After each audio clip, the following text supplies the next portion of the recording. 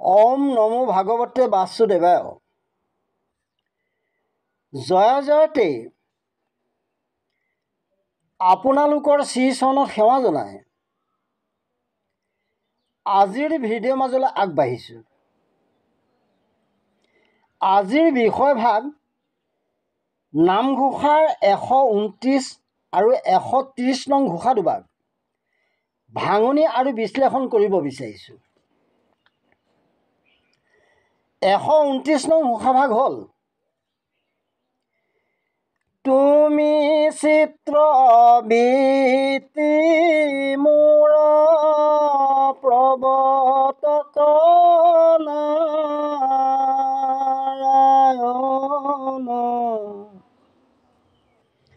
তুমি নাথ মই নাথ অন্ত,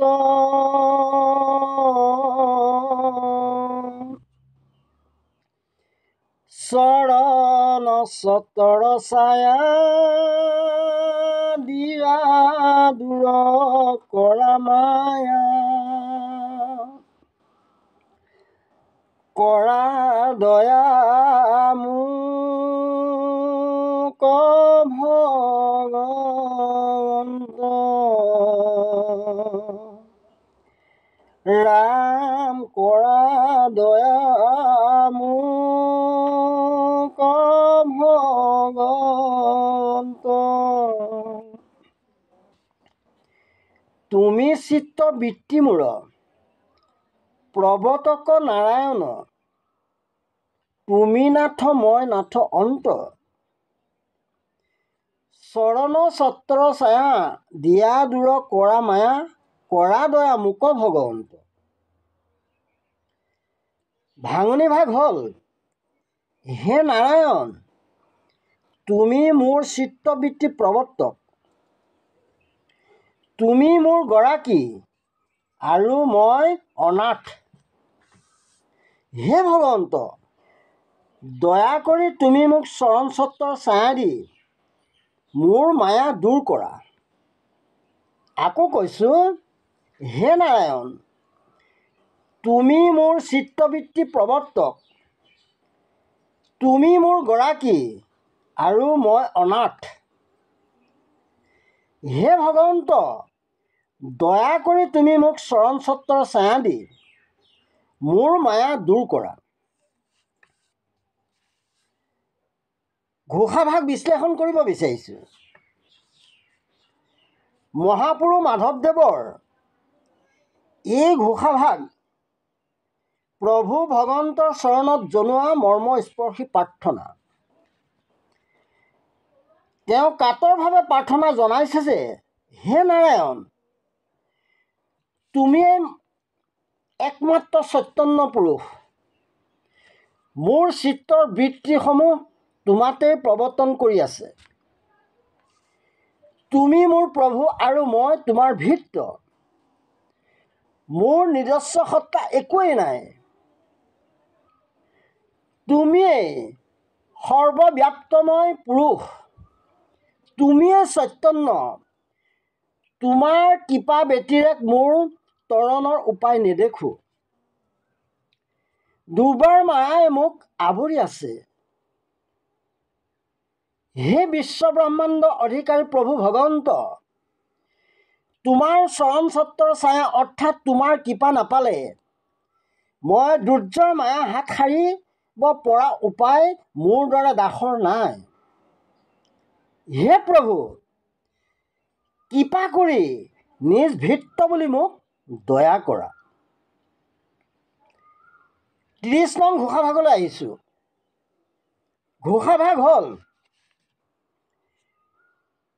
তুমি মোৰ অন্তৰ্যামী তজুভিত ভয়লো আমি, জানি কৃপা কৰাহি কেশ, দান্তে তৃণ তুলিল জিমত তেখেতৰ দিয়া মোক সেই উপদেশ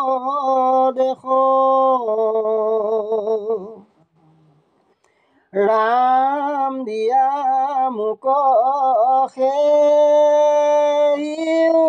উপদেশ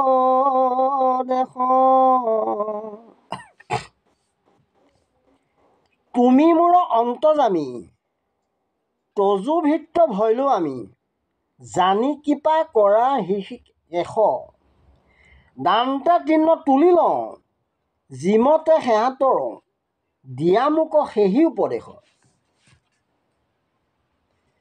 ভাঙনি ভাগ এইদৰে ক'ব পাৰি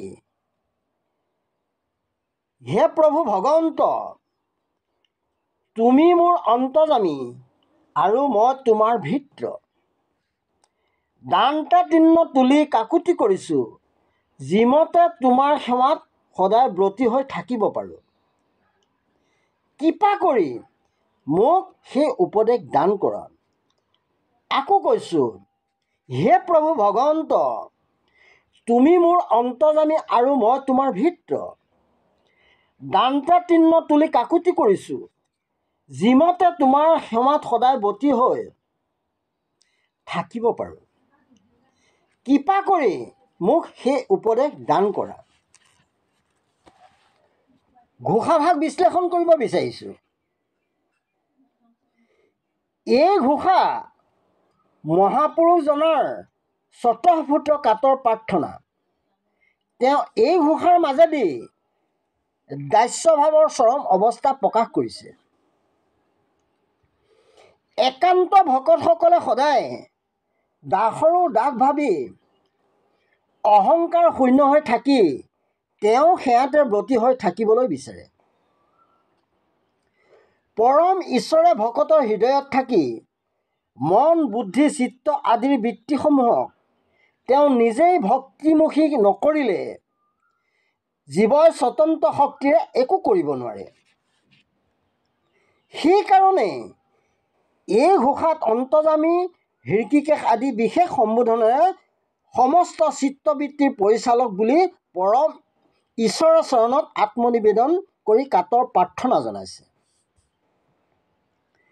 হে প্ৰভু ভগৱন্ত তুমি মোৰ অন্তৰ্যামী দান্তে তৃণ ধৰি তোমাৰ চৰণত কাতৰ প্ৰাৰ্থনা জনাইছোঁ মোৰ যেন হৃদয়ত সমস্ত চিত্তবৃত্তি তোমাৰেই সেৱাত ব্ৰতী হৈ থাকে মই যেন সদায় তোমাৰেই দাসানুদাস হৈ থাকিব পাৰোঁ